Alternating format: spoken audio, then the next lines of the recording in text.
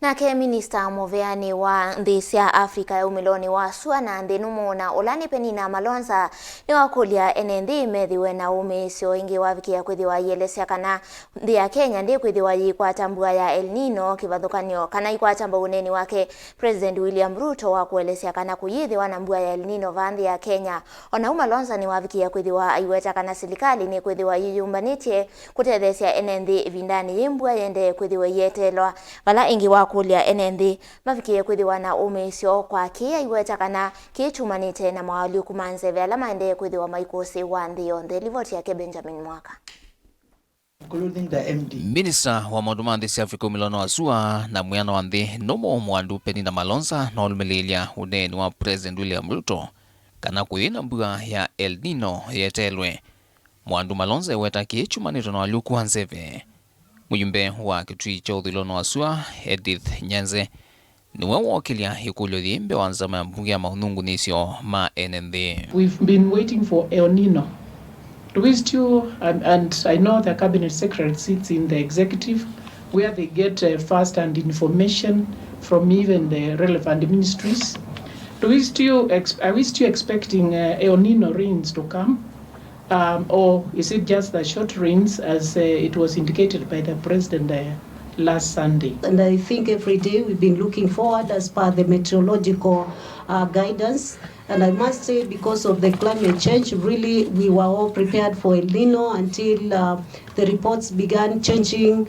And His Excellency the President, I've had him address this in our cabinet and asking why they change every day. And I think we associate that with the climate change so far. And the report that we have on the desk is that we may not receive El Nino as we had been guided before, but we are going to receive rains above average, heavy rains. Kuyana na Minista muwandu Peninah Malonza ni kana vayingwa kivathukanio kinene katetwa mbua ya El Nino na mbua nene ila yeteelwe.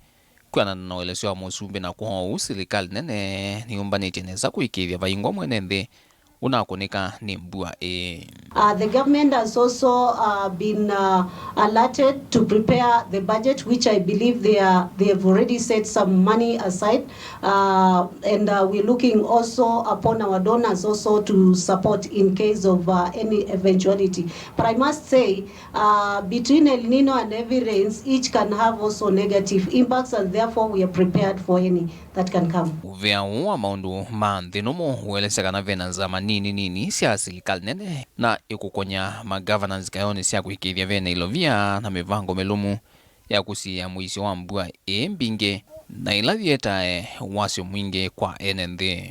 We know that most of the ASO counties really get affected a lot by floods during heavy rainfalls. How is the ministry prepared to handle this challenge for the ASO areas? So far in my ministry, we began the intersectoral committee from different ministries that is coordinating matters of El Nino and touching on all the aspects that can be affected by El Nino. On the higher level, at the national level, also we have the coordination committee that was brought together by His Excellency the Deputy President that involves the government and the private sector, and we have come up with preparatory areas that we need to be prepared, and also come up with a budget that in the eventuality that El Nino will come, then we will be ready. Vilingi wa mauvoku mamusini wa ilovi nye nito Benjamin Mwaka.